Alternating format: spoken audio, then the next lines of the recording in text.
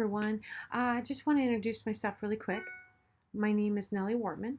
I created this video to show you one of my books that I offer as an online class. It's actually my altered book right here. Oops, let me get my fingers out of the way. All those yummy layers in there. Okay, and the reason I created it too was I've had numerous people ask me if I would create a video on YouTube showing this book and more of the pages of it so they could actually get kind of a more in-depth view of it and discuss a little bit about it.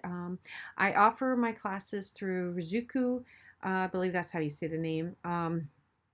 And it's a wonderful site. My classes, once you purchase them and you sign into your account, they're available 24/7. You can view it as many times as you want. I make them available as a downloadable, so then that way you can load it onto your computer and basically take it wherever you're at, especially if you don't have internet access. So I just want to introduce myself before I show you the book and everything. I've been creating art for over 22 years. Books is pretty much what I started with. I like all, I have a passion for all mediums. But what I really have a passion for is taking recycled, old, tattered, vintage, worn out pieces of items and creating a piece of art out of it and giving it a new breath of life. And so if you followed any of my art, you can kind of see that in there. I created this book numerous years ago and I've taught it in person numerous times, but I don't know how many years ago, maybe 4, something like that, I decided to create a online class to make it available for the ones that couldn't travel to take a class of mine. And it has yummy layers in there. And I discuss when I teach, besides teaching you how to make the book, I like to walk you guys through my thought process so you understand why I choose what I do and why I opt not to use this, things like that. And I talk about the focal point. How do we draw the viewer in? And then allow them to come off it to look at other stuff, but we need to bring them back. We don't want them to get them lost somewhere and stuck. We need them always to come back to the focal point, so I discuss that too. Once you create a book, and I talk about a lot of different things in it, but once you create a book, by changing up a few elements, you could continuously make this project over and over, different sizes, different colors, different themes. You can incorporate, your family members' items, great grandma's items, things like that, where you can really personalize it and make it more meaningful. So you could scrapbook, you can put your own photos in it. Love those kind of things. But anyways, I wanted to pop in and introduce myself really quick before I show you the book. I've put the link on there for my online class. It is going to have it in bold print, like all caps, but please remember when you copy and paste that, you want that to be lower caps to get you to the right page, and then it will show you, discuss a little bit more about the, what I'm offering, and if allow you to sign up if you choose to. So, okay, let's go look at the book. Okay, so here's the book that the class is based on. Isn't she a beauty? Okay, love the spine. All the little goodies. Now the thing about my classes, I actually, when I teach, I like to walk you guys through my thought process. Instead of just laying out the project saying put A, B, C, D, I actually walk you through why I choose what I do. One point it might work, and as I get further into the book, I find out that it no longer works, because this isn't the image that I started with in the class. I actually ended up with this. So you'll see my walk process and my journey of why I ended up with this. And I discuss about the focal point, how to draw the viewer in, but also be able to allow them to come off the focal point, be able to look at all the little things that it's catching their eye, but not allowing them to get stuck there. If at any point when you create a piece of art, if the viewer is getting stuck somewhere and it's not the focal point, then we have to change that up. So I discuss a lot of that in class.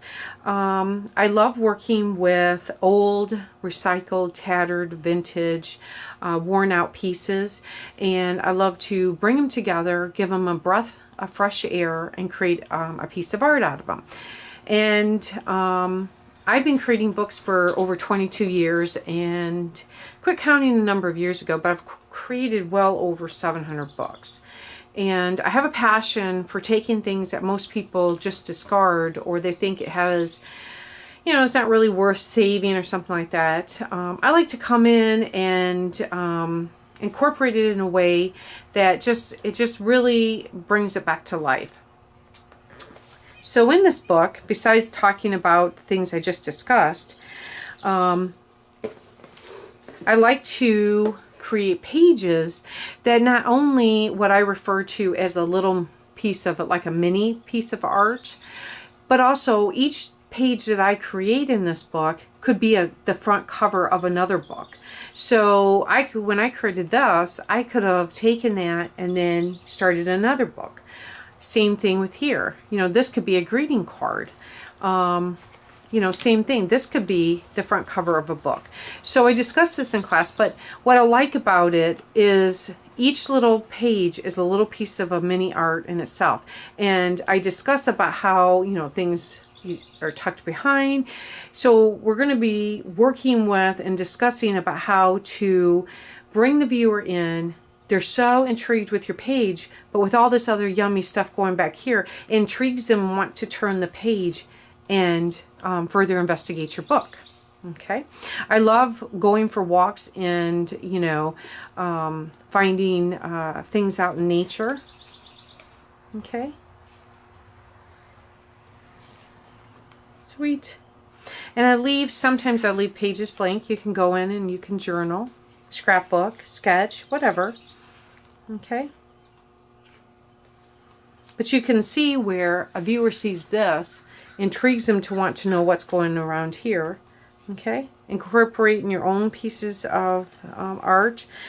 Okay, how sweet is that?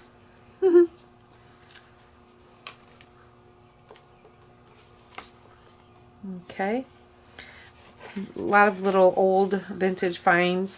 This image is from a trip I took to Italy. What I like about when I create books too, and majority of my books I've sold, is that I get feedback from people saying, you know, I display it as a piece of art. I'll never write in it, and that's okay. Other people are like, you know, I'm going to use it for this special event. It's going to record a special memory, whatever. That's each person. It touches differently, but that's what I like about it. Okay, it speaks to them. Now this is a sketch that I did. Okay, and then there's a nice little poem. Okay, I like to use a lot of just pieces of things that I find laying around, the mail, things like that. Okay, and then of course, you know, adding charms, things like that. This is a fun class. You can see where it really intrigues the viewer, because as soon as they think that they've seen everything, it's going to want them to come back, look again, see what they didn't see before. They're going to say, oh my gosh, I didn't see that. How did I miss that? You know, this is what's really great about it is too, is you could go and talk to your relatives, you know, grandma, aunt, things like that, and find if they have any, you know, trims or pieces of fabric, something. Look at clothing. I go to thrift stores, antique stores, flea markets, antique markets, you know, secondhand stores, garage sales, all those things. I'm looking for things that intrigue me. But when you are able to actually incorporate things that are related to you, meaning through family members, it's really brings it heightens that meaning even more. Okay, how about your kids' clothing, things like that? And then you think about if you go in and you start putting your own thoughts down, or sketches, or things like that. You know, if there was words behind this image, just think about how the viewer, when they see that, they're going to want to turn back. Let me see, what did that say again?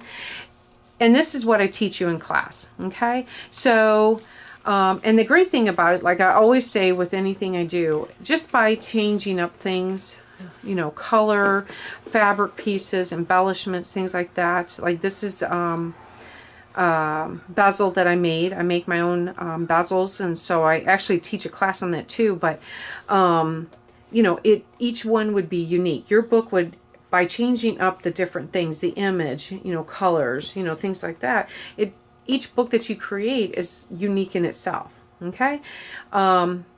So anyways, I wanted to just create a video really quick. I've been asked, like I said, numerous times to create one that kind of just allowed people to see more detail of my this book and everything. And I've created a lot of different ways through the years. So I decided to finally teach a class on it. I was asked many times and finally did. And I created this class actually enough, oh Lord, I don't know how many years ago.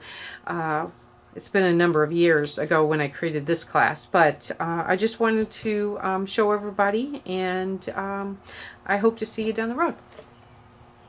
Thanks.